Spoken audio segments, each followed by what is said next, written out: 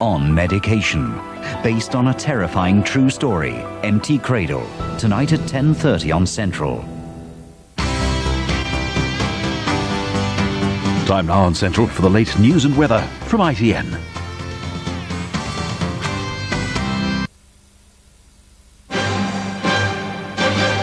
From the studios of ITN, the news and sport with Carol Barnes and Graham Miller. Welcome to the programme. The headlines tonight. Blair in Brighton says Labour needs more reforms. Britannia's future in doubt again. It's too expensive after all. And in sport, it's Europe in the driving seat in the Ryder Cup. Tony Blair has arrived in Brighton for Labour's conference with the clear message that the party needs even more modernising. The Prime Minister said further reforms must be made to the party's structure if Labour's to win power for a second term. He told young voters his party wants to govern for a generation. Harry Smith reports from Brighton.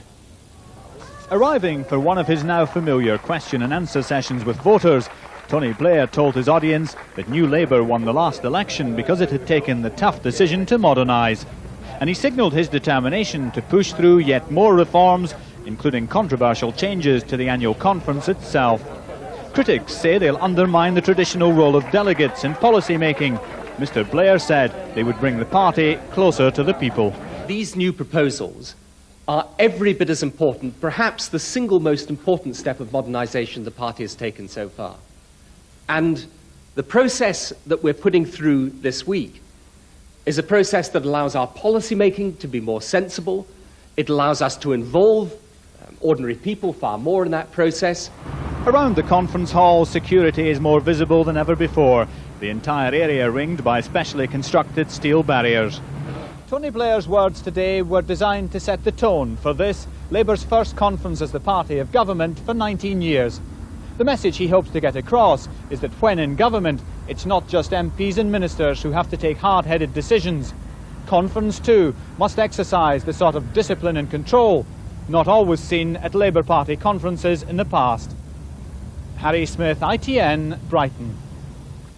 In the next few minutes, the space shuttle Atlantis will be docking with the Russian space station Mir to bring the British-born astronaut Michael Foale back home. It's expected to arrive next weekend. Here's Caroline Kerr.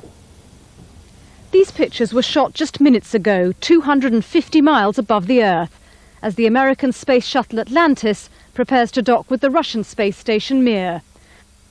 Booster ignition and liftoff. The American space shuttle Atlantis lifted off yesterday morning. Its main mission to bring back the British-born astronaut Michael Foale from the troubled space station Mir. Michael Foale has spent nearly 5 months on board the Russian craft. During that time, Mir's been beset with problems, including a fire, an orbital collision and computer failures.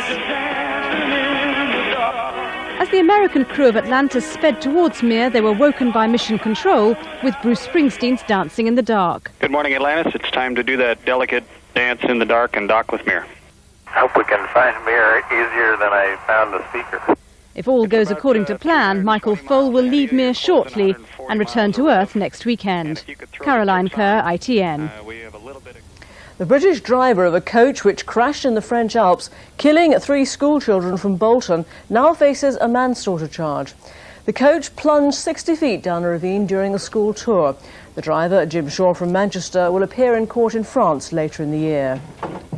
At least 29 sailors are still missing after a collision between 2 cargo ships off the coast of Sumatra. Shipping experts say the crash was the result of the thick smog in the area caused by forest fires. One ship had a damaged hull, the other sank. And British Airways has confirmed that one of its jumbo jets narrowly missed hitting another over New York's John F. Kennedy Airport in September. The planes passed just over a mile from each other.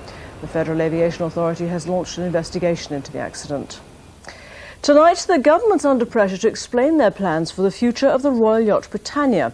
The on-off saga of what happens to the yacht has resurfaced with a report that the Queen and the Treasury don't want Britannia replaced. Senior Tories are demanding a full statement from Labour. Here's Chris Roberts. Ruling the waves costs around £12 million a year, money both the Treasury and Buckingham Palace feel could be better spent.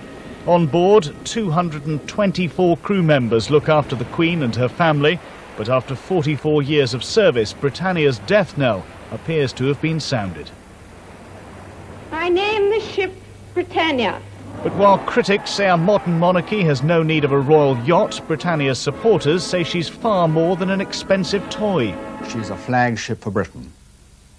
I'm going to repeat that. She's a flagship for Britain, designed and built for the dual rails of export promotion and royal duties. Britannia's last voyage combined business and pleasure. As Prince Charles sailed home from the handover of Hong Kong, trade meetings were held on board.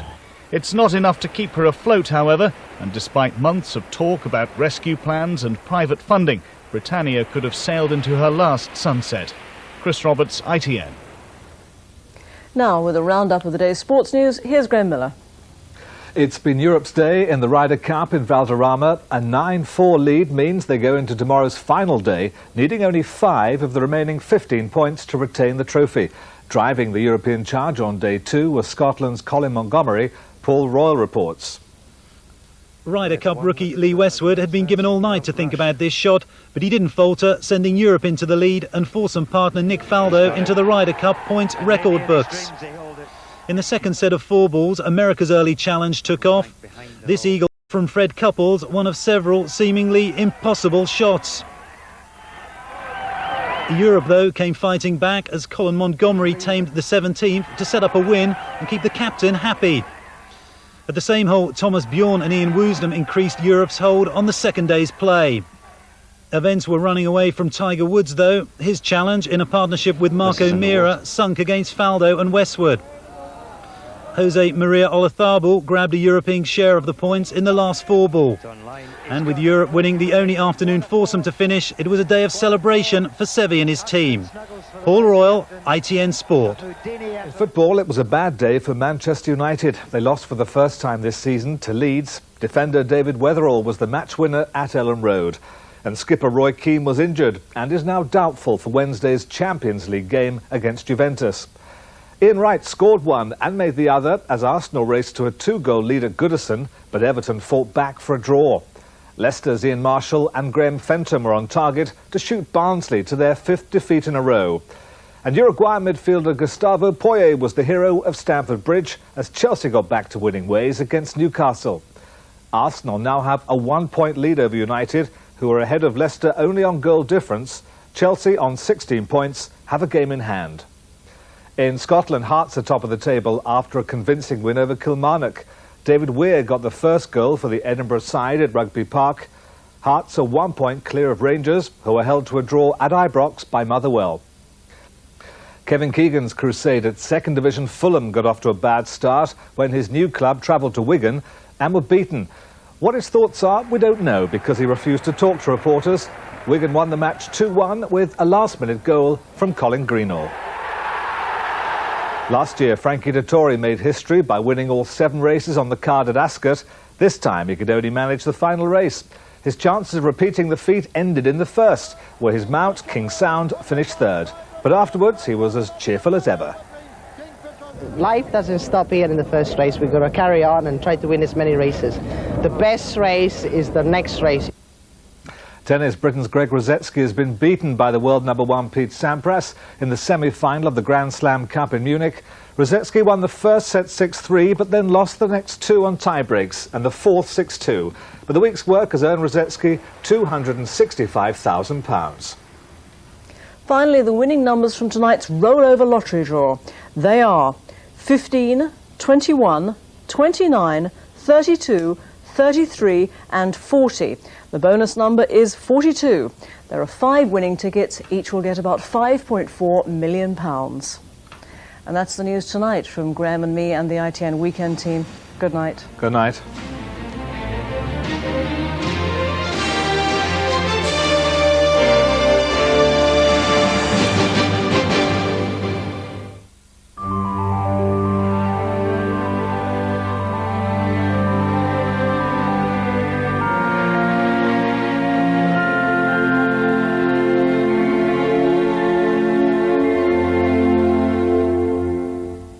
Hello, good evening. Well, the weather's certainly nice and mild at the moment. In fact, a couple of degrees above what we'd normally expect for late September. And here's the reason why. High pressure firmly in charge, dominating the weather scene and very much in the driving seat. Now, taking a sneak preview to Tuesday's weather here, we do see a change afoot with cooler, fresher conditions coming down from the northwest and bringing some rain as well. But now back to tonight, and it's very much a case of where we saw today's sunshine. There'll be cloud returning, misty skies as well, and in fact with one or two pockets in that cloud there will be some fog forming, mainly so in Northern Ireland and maybe southern parts of England. Some patchy drizzle as well, that can't be ruled out, and on the whole temperatures are mild in the south into double figures, slightly down in that, more like 8s or 9s further north. So early on tomorrow morning we go into the day on a dull, grey and grizzly note, just a glimmer or so of sunshine around. Then during the course of the day, generally speaking, we see a touch more in the way of sunshine than we saw today. Pockets of sunshine here and there, but the cloud thickening later on in the northwest, along with freshening winds. That's all from me. Good night. Powergen, generating electricity whatever the weather.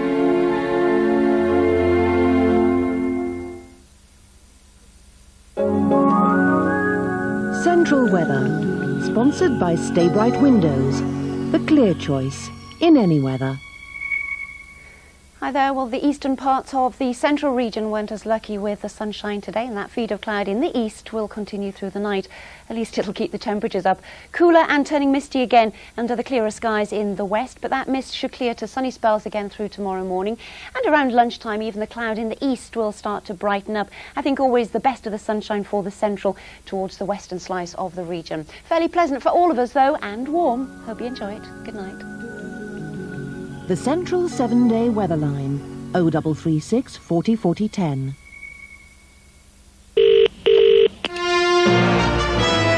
Hello, and welcome to this season's presentation. On ITV this autumn, Clint Eastwood stars in The Line of Fire. Meanwhile, on ITV, we have Blown Away, starring Tommy Lee Jones. And on ITV, we'll be showing Hocus Pocus and over 101 other movies. Admission to all films is free for anyone with a television. Thank you.